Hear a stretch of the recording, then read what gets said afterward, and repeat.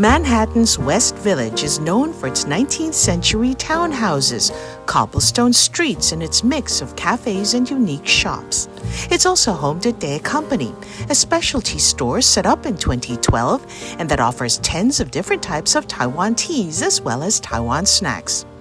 Now on Taiwan Talk this week, we caught up with Day Company founder Elena Liao, who talks about what inspired her to bring a taste of Taiwan's most popular brew to the streets of New York. Like a lot of families in Taiwan, I think because it's an origin product, so many people I know, I'm sure you do also, drink tea growing up. And my grandfather on my mom's side always bought us tea. I just remember being handed like these giant, now I know they're standard 300-gram vacuum pack teas that, he would buy and distribute to the children and the grandchildren, so everyone has them. My parents drink a lot of tea. It's where we travel with tea. It's something that we drink all the time. They don't drink it really seriously and academically, but they just always had it. And so just something that I grew up with. And so just because of that, I kind of would just have it in my life. It's not something I actively think about until when I was kind of working in New York, and I realized that not a lot of people know this thing that I call tea, and I felt like there is a void. Like if we can make this product more accessible, easier for my friends who's not necessarily Taiwanese, who doesn't actually read Chinese, then to be able to understand it and try it, and there's what places they can go get it, the world just would be a better place, So I just feel like tea brings such like a sense of peace and, reflection, just kind of a moment that, and it's not new, it's been around for thousands of years. So humanities need this. And in New York, you didn't really have it. You still don't really have it. So how did you start? I mean, having a passion for tea is one thing. Turning it into a business is another.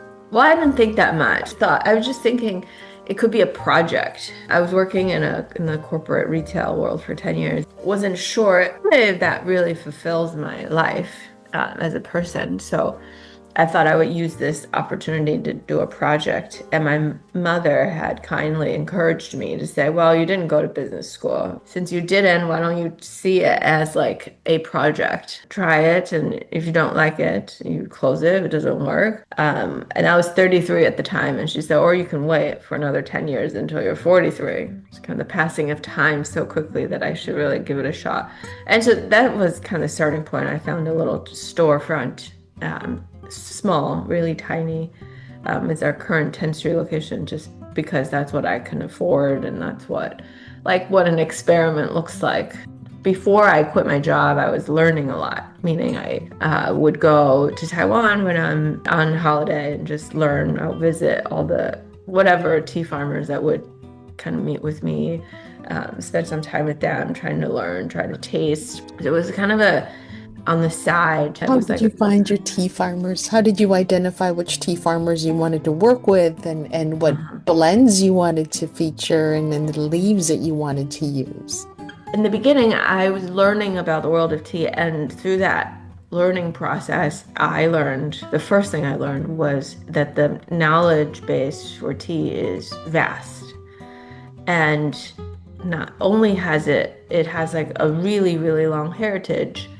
From China, went to different parts of the world, that each part of the world kind of took it away and made it its own agricultural product, cultural heritage products, icons of Japanese matcha. All of those individual regions are such bodies of knowledge on their own. And that for me to find excellence, or to achieve something, or to open the store with confidence or some sort of expertise, I felt like I needed to really focus and hone in on one part. And I picked Taiwanese teas because it is my heritage, and it also is the ones I drink, the ones I like the most. And it's also the least known. I thought that would be the one I do.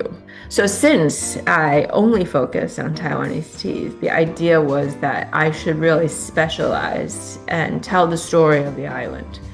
So we have, we call them iconics or icons of Taiwan, basically the top kind of 6 teas that we recognize as the most history to most, with the most heritage, has the longest user testing in modern language styles of tea that has been around. So like Oriental Beauty from Hsinchu, we have High Mountain teas from the central region, Baozhong from the north, Tieguang or Iron Goddess also from the north. So all of those things. So we have 6 that we recognize as icons.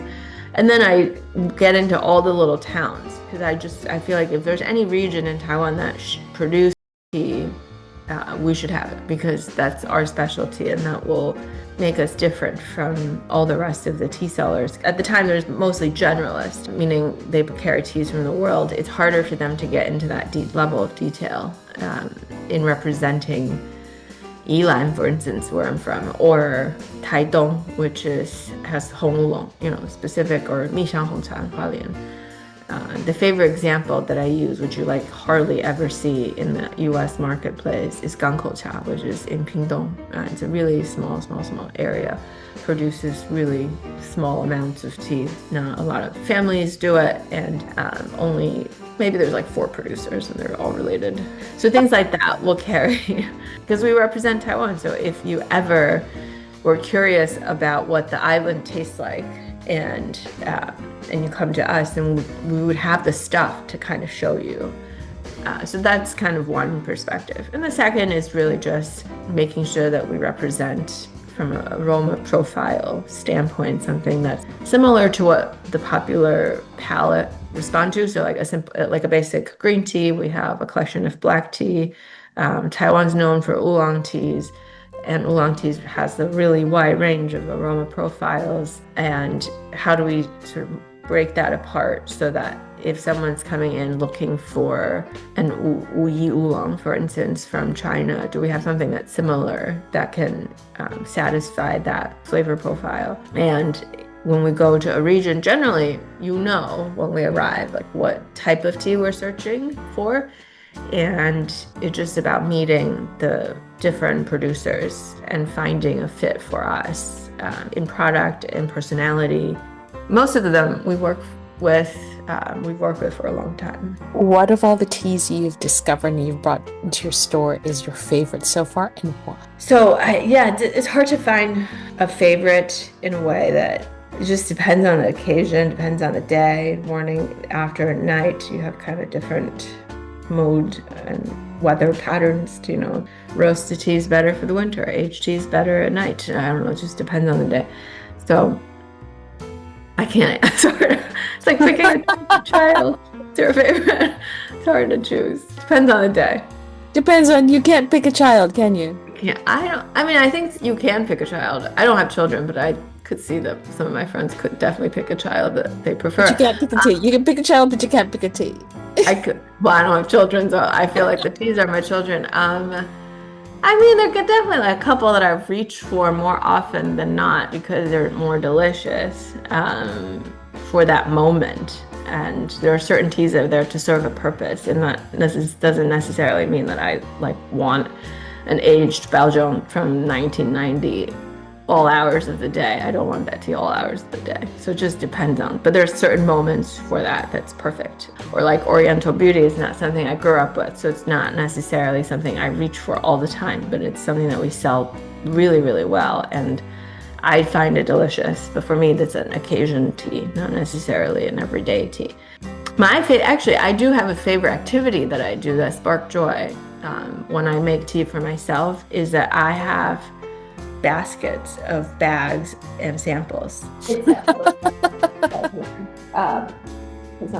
home, and I can literally I just have stuffed things that either I visit someone, I buy something, or leftovers, or this one is a tea that we used to carry years ago. We still have, and there's a little bit left, and for nostalgic reason I brought it home. And one of my favorite activities is pick through that basket and find a tea that is a sample, the one I was drinking yesterday, But because they have been aging in my house, it's always a surprise. They never taste what they use because they're, 7 years old, 10 years old. Some are much older.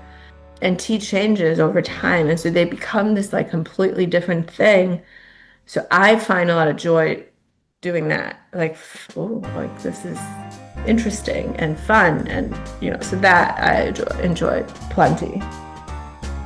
You were listening to Elena Liao of Day Company. You can find Taiwan Talk on Spotify, Apple Podcasts, or wherever you download your podcasts. I'm Hope Go. Thank you for tuning in.